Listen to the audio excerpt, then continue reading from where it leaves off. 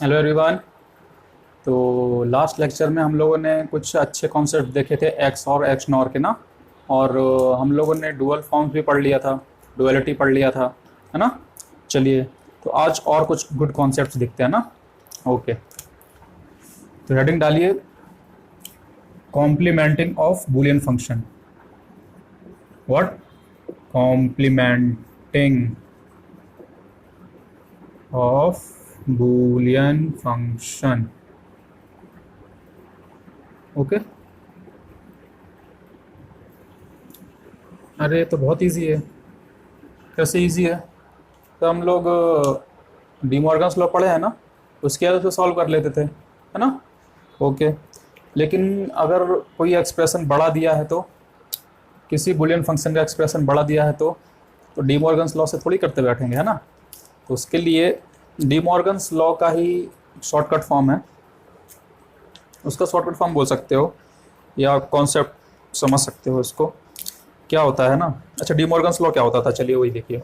D Morgan's law में क्या होता था, जैसे x प्लस वाई कॉम्प्लीमेंट है ना, तो x complement dot Y complement हो जाता था, है ना। तो इसमें हुआ क्या, ध्यान से देखिएगा, ठीक है ना। इसमें क्या हुआ, प्लस का डॉट, है ना, प्लस का डॉट में कन्वर्जन हुआ। ओके, क्या यूज हुआ, डुअल फॉर्म, है ना। ओके, और इंडिविजुअल टर्म पर जो है, इंडिविजुअल टर्म पर जो है कॉम्प्लीमेंट आ गया ना। यही हमारा कॉन्सेप्ट है, हाँ यही कॉन्सेप्ट है और कुछ नहीं। कैसे, देखो, चलो स्टेप वाइज समझते हैं ना। स्टेप वन लिखो, स्टेप वन, किसी भी फंक्शन का कॉम्प्लीमेंट फाइंड करने के लिए पहले क्या करना है, उसका डुअल फॉर्म लिखना है। क्या? Write the dual form of the Boolean function. Write the dual form of the Boolean function, of the Boolean function. Okay, उसके बाद क्या, स्टेप टू क्या किया है, step two take the complement on individual term. हाँ क्या, then take the complement on the individual term, individual term. Okay, हमारा जो डी मॉर्गन्स लॉ वो भी तो ये करता है ना, मैंने आपको बताया एग्जाम्पल। डी मॉर्गन्स लॉ का हमने आपको समझा दिया ना। आपको एग्जाम्पल लेते हैं, जैसे कोई गिवन फंक्शन है, इसका एक्सप्रेशन है a complement b plus C. Okay, ये गिवन बुलियन फंक्शन है, हाँ। ओके, इसका कॉम्प्लीमेंट फाइंड आउट करना है ना। तो इसका बहुत सिंपल है, पहला स्टेप क्या है, right the dual form of Boolean function. Okay, इसका आप डुअल फॉर्म लिखिए। डुअल फॉर्म मैंने पढ़ा दिया, ओके। अगर आप लोगों ने नहीं देखा तो पिछले लेक्चर जाके देखिए, ठीक है। डुअल फॉर्म कैसे लिखेंगे, जहां डॉट है वहां प्लस, ओके, और जहां प्लस है वहां डॉट, यानी and operator exchange with or operator. Okay, हो गया। दूसरा स्टेप क्या है, take the complement on individual term. Individual term पे कॉम्प्लीमेंट ले लीजिए। कैसे, ये मैं आपको एफ कॉम्प्लीमेंट दे देगा, क्या, ए कॉम्प्लीमेंट है इंडिविजुअल टर्म, उसका कॉम्प्लीमेंट, उसका इंडिविजुअल टर्म पे complement, okay, plus B dot C individual term पर कॉम्प्लीमेंट। ओके, बस इतना आसान है ना। अच्छा, इसको आप डी मॉर्गन्स लॉ से अगर करेंगे, चलो इसका प्रूफ दिखाता हूँ डी मॉर्गन्स लॉ की हेल्प से ना। चलो, क्या दिया था function, A complement B plus C, है ना। इसका कॉम्प्लीमेंट करना है ना, कॉम्प्लीमेंट और बुलियन फंक्शन करना है। ओके, डी मॉर्गन्स लॉ क्या बोलता था, ये टू इंडिविजुअल एक्सप्रेशन है ना, जहां डॉट है वहां प्लस कर देता था, ओके, इंडिविजुअल टर्म पर कॉम्प्लीमेंट कर देता था, है ना। डी मॉर्गन्स लॉ, यहाँ कॉम्प्लीमेंट कॉम्प्लीमेंट कैंसिल, प्लस यहाँ अलग डी मॉर्गन्स लॉ लगेगा, क्या, बी डॉट सी इंडिविजुअल पर कॉम्प्लीमेंट, है ना, सेम रिजल्ट। क्योंकि यहाँ पर आपका ये कॉम्प्लीमेंट कैंसिल हो जाएगा, तो फंक्शन एफ कॉम्प्लीमेंट क्या आ जाएगा, A plus B complement dot C complement, same है ना। तो ये डी मॉर्गन्स लॉ का ये शॉर्टकट फॉर्म आप बोल सकते हो। डी मॉर्गन्स लॉ हम लोग जब इजी फंक्शन दिया होगा तो हम लोग आसानी से अप्लाई कर सकते हैं ना। जब बिग फंक्शन दिया होगा तो डी मॉर्गन्स लॉ कहाँ तक अप्लाई करेंगे, इसलिए ये फॉर्म यूज़ करते हैं। ठीक है, ओके। एक आध और एग्जांपल लिया जाए, इसको एग्जांपल 1 लिख दीजिए। एग्जांपल 2 देखिए, जैसे कि कोई फंक्शन दिया हुआ है, बड़ा फंक्शन देखते हैं। जैसे कि दिया हुआ है function A complement B plus B complement C plus C complement A. हाँ, इसका हमको क्या लिखना है, कॉम्प्लीमेंट। इस फंक्शन का कॉम्प्लीमेंट लिखना है। पहले हम क्या करेंगे, डुअल फॉर्म। स्टेप 1 क्या है, take the dual form of given function. Okay, A complement, जहाँ जहाँ डॉट वहाँ वहाँ प्लस, जहाँ जहाँ प्लस वहाँ वहाँ डॉट, जहाँ जहाँ डॉट वहाँ वहाँ प्लस, जहाँ जहाँ प्लस वहाँ वहाँ डॉट। ओके, यहाँ आएगा सी कॉम्प्लीमेंट प्लस ए। ये हमने लिख लिया इसका डुअल फॉर्म। अब क्या करना है, इंडिविजुअल टर्म पर कॉम्प्लीमेंट। तो एफ फंक्शन कॉम्प्लीमेंट क्या मिल जाएगा, A complement plus B, B complement plus C, C complement plus A. क्या करना है, इंडिविजुअल टर्म पर कॉम्प्लीमेंट, इंडिविजुअल टर्म पर कॉम्प्लीमेंट। ओके, क्या रिजल्ट आ जाएगा, फंक्शन एफ कॉम्प्लीमेंट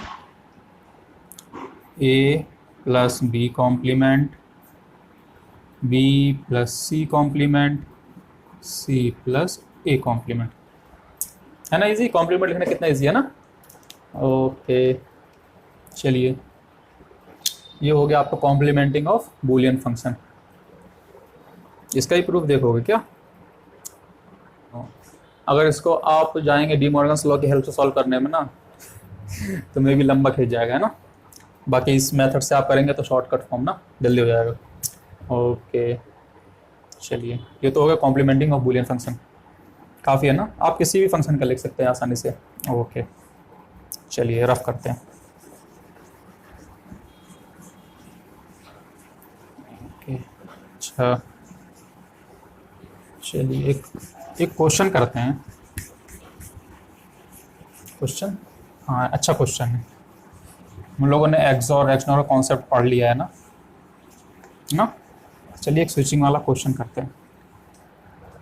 ओके, तो चलिए आपकी स्क्रीन पर क्वेश्चन आएगा, उसको आप लोग ट्राई करिएगा। ओके, उसके बाद ही वीडियो में आगे बढ़िएगा। चलिए अब मैं क्वेश्चन को सॉल्व करता हूँ। क्वेश्चन क्या कहता है, क्वेश्चन कहता है कि अगर स्विच, क्वेश्चन पढ़िएगा ध्यान से, switch is on when if A is connected to B. Okay, ये तो फर्स्ट कंडीशन हो गई। सेकंड कंडीशन क्या है, switch is off if A is connected to C. Okay, ये क्वेश्चन में कंडीशन हम लोगों को गिवन हुआ है। ए बी के साथ कनेक्टेड होगा तो स्विच ऑन होगा, ए सी के साथ कनेक्टेड होगा तो स्विच ऑफ होगा। ओके, चलिए सर्किट ड्रॉ कर लेते हैं, समझना आसान होगा, अच्छे समझते हैं। ओके ओके, ध्यान से पढ़िएगा क्वेश्चन, ध्यान से देखिएगा हो क्या रहा है। आसान है, लोग फिगर देख के क्वेश्चन ही सॉल्व नहीं करते, बट आसान है।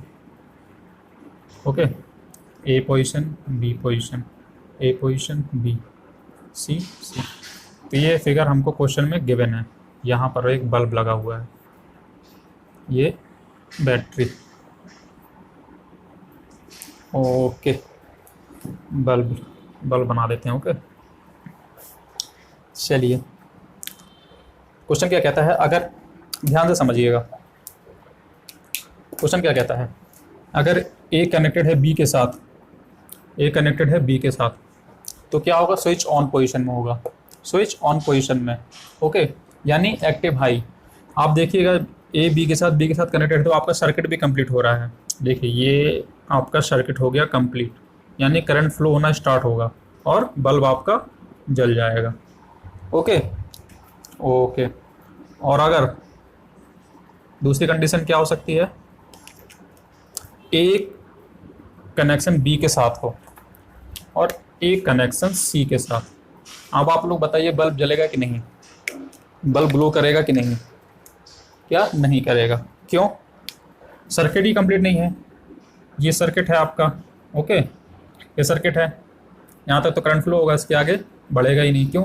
यहाँ पर कनेक्शन नहीं है, तो यहाँ पर हमको क्या होगा, बल्ब हमारा ऑफ होगा। क्या होगा? ऑफ। ओके, एक और कंडीशन क्या हो सकती है, दूसरी कंडीशन,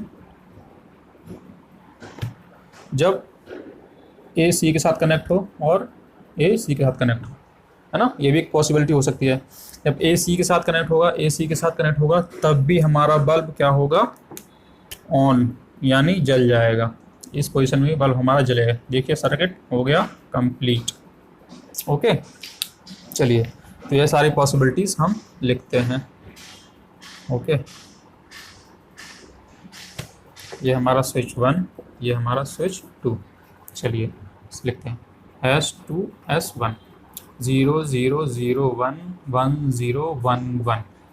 ओके, ध्यान से देखिए, स्विच 0, S2 0 S1 0, यानी 0 0 यानी ऑफ कंडीशन क्वेश्चन में प्रोवाइड है।